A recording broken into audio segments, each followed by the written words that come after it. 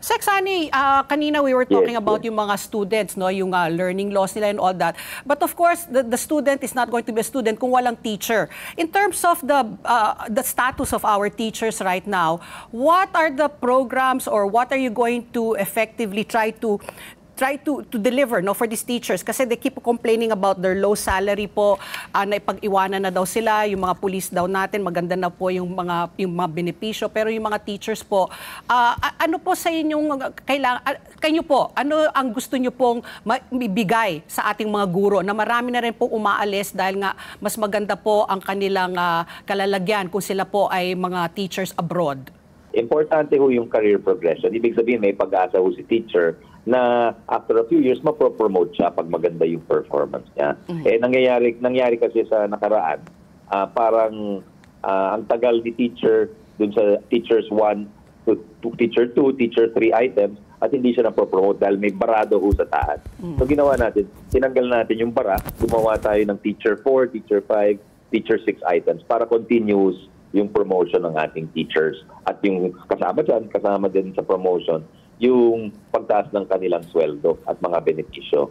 So yun I think maraming natuwa dyan.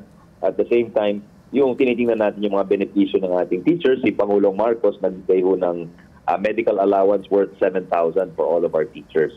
So kung ito'y ilalagay sa isang health plan or health insurance, malaking bagay para sa ating mga teachers na kapag sila'y nagkasakit, hindi sila gagastos ng napakalaki at hindi sila maubusan.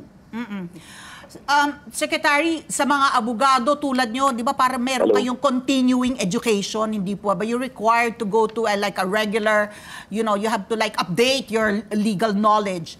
And I'm wondering sa ating mga teachers na in the advancement of their careers, no?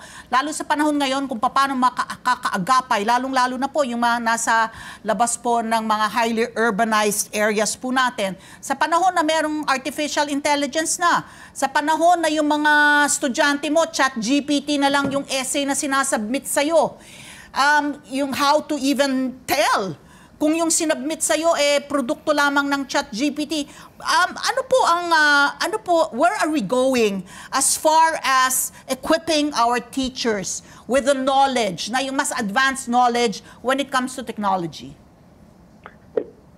Kailangan makikisabay din tayo, Yat Ali. Kailangan natin sumabay dyan dahil kung tayo sumabay at di natin training ng ating mga guro para paano gamitin ang AI, paano ituro sa mga bata ang AI, maiiwan po tayo. At yan ang klaro na ang mundo ay magbabago na dahil sa artificial intelligence. Lahat po ng industriya, kasama po ang edukasyon ay magbabago dito na dahil sa artificial intelligence. At evolving pa ito, hindi pa natin nakikita kung saan talaga pupunta ito. Pero kailangan makisabay po tayo dyan. Kaya meron tayong dun sa mga may kayang public schools, may mga connections, yun ay pinapaturo na po natin. At the same time, nagbe-benefit din tayo dyan. Dahil sa artificial intelligence, hindi lang si estudyante ang natutulungan, pati yung mga teachers.